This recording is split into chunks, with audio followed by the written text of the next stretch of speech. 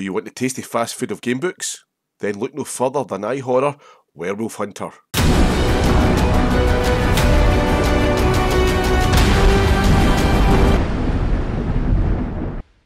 This is Gamebook Collector here. On this episode we're looking at the iHORROR Gamebook series, and this one is Werewolf Hunter. First released in 2011, and it's by Steve Barlow and Steve Skidmore. The front cover of this book displays iHORROR title at the top. Below that there's a menacing werewolf looking straight at you in attack mode. Then there's a title, Werewolf Hunter, and below that it looks like werewolves in the forest, and in the background it seems to be the Statue of Liberty. And below that it says, fight your fear, choose your fate. Now the rundown on the back of the book, it says, Werewolf Hunter, you're the hunter destined to fight horror wherever you find it. A full moon hangs high in the sky, casting an evil glow. Werewolves are on the prowl for flesh, gathering in numbers and strength. You must track these inhuman creatures across North America to fight face to face with the pack leader before time runs out and the great hunt begins. Go now, stop the rampage of the werewolves in its tracks. And down below it says, fight your fear and choose your fate as you battle the undead in this power-packed iHORROR adventure. And there is his two Steve logos on the left hand side, and this book cost £5.99 in 2011. So this is Werewolf Hunter, the wash and go of game books, and what I mean by that is you can just pick it up and play. There's no any fighting mechanism in the book. There's no skill sheet, adventure sheet. You don't have to roll die or dice. You just play the book as it is. Go through the chapters and make your decision at the end of the chapter. That means the book can be it's fast paced at times. And you die a lot if you make a wrong decision in one chapter. Basically you move to the next page and you're dead. So it does make the book quite short if you want to play it that way. There's no anti-cheat mechanism in the book. Your fingers can easily go on different pages and you can retrace your steps that way, which is obviously cheating. But the book itself I did feel was quite basic at the start. There's not a lot of character development. It's not like where you start off in depth. You've got a big in-depth background where you're coming from. You've just completed your adventure sheet or your skill stand unlock. It's nothing like that at all. As I said there, it's the fast food of game books. If you just want to play a book, pick it up and then finish your section, put a marker in, and then open it back up and play the next day. This is a book for you. It's very good for novices as well. If you haven't ever set eyes on a fighting fantasy game book, then this is a book for you. As I said there, pick it up and play. So the storyline in the book basically is you've been summoned to investigate a logging camp up in Canada, and the workers have been killed. So when you move up there, you realise it's werewolves have been doing the damage, and you're obviously a werewolf hunter. It plays a bit like the character plays a bit like Blade, but it's obviously not vampires, it's werewolves. And sometimes the book, it does feel like it's a kind of action flick from the 1980s starring Arnold Schwarzenegger. Now, as I said earlier on, the book, the character development is pretty thin on the surface, and when I started playing it, I was kind of bored at the start. My attention wasn't really grabbed. It is aimed at a younger audience, and until you come to a part of the book, and it's like, what the what's going on? It just turns from this book from you're this hunter going up north to investigate werewolves, and suddenly it's a massacre. And you think this was aimed at younger kids. You know, wait a minute here, it's one of these moments you go, what's going on? And I've highlighted a section here in the book. It says, this time you hit the creature on the leg, it falls to the ground, manage to clamp its jaws around your shin. You shoot it again, but in its death throes, the werewolf crunches through your shin bone and tears off your lower leg from your knee joint. You go, what's going on with that?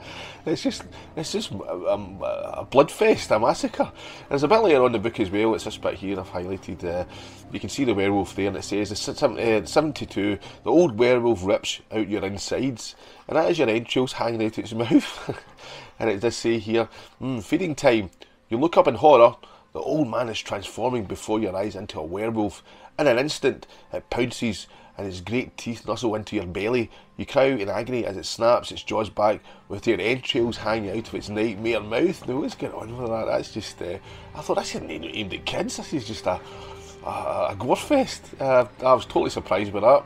So my tension did start to increase after it took this kind of violent, bloody massacre path. where everything's got ripped off to shreds. So basically the book, you head up north, you're in Canada, looking at this camp. You find werewolves are doing the damage, and you find out there is a leader of the pack who's hell-bent on world domination, and it basically takes you back into America. And towards the end of the book, it's like a big blockbuster movie ending between you fighting the leader of the werewolf pack. Yeah, there's a bit in the book as well.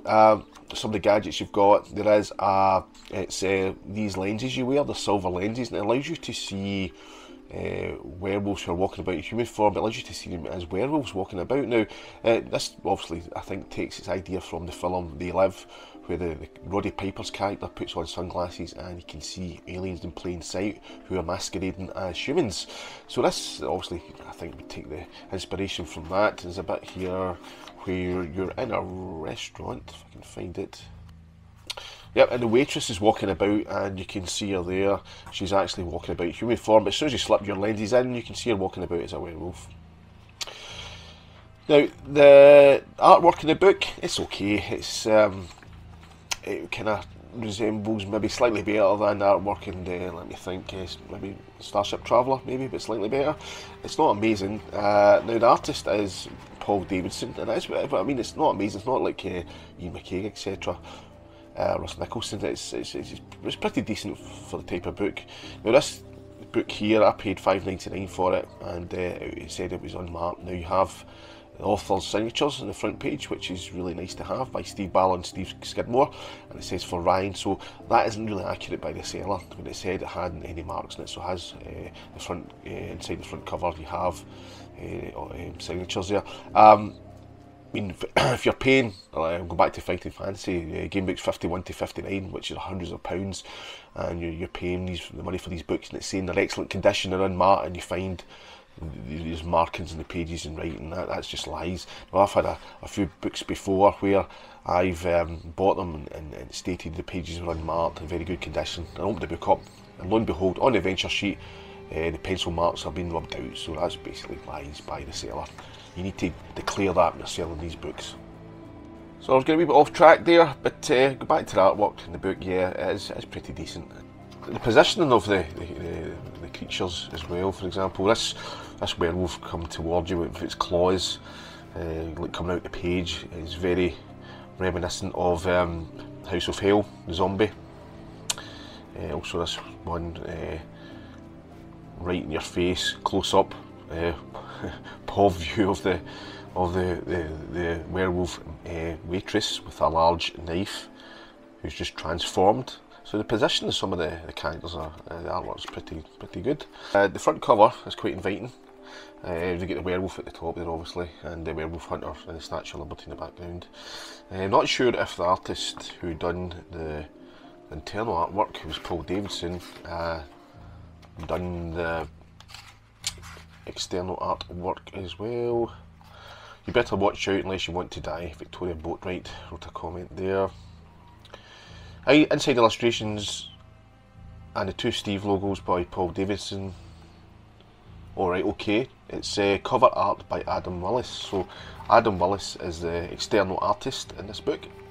So a couple of minor criticisms in the book. The most important one for me is replay value.